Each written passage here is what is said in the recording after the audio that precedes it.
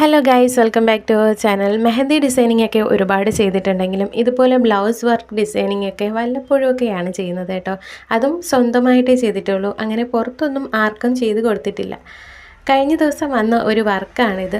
എന്തെന്ന് വെച്ചാൽ ഒരു കല്യാണത്തിന് ഇടാനാണ് ചേച്ചി. എനിക്ക് ഒരുപാട് കയ്യിൽ ക്യാഷ് ഇല്ല, ബഡ്ജറ്റ് കുറവാണ്. അപ്പം ഈ ഒരു ബഡ്ജറ്റിനുള്ളിൽ നിന്നിട്ട് എനിക്ക് എങ്ങനെയെങ്കിലും ഇതൊന്ന് സെറ്റാക്കി തരണം എന്നായിരുന്നു കേട്ടോ അവരുടെ റിക്വസ്റ്റ്.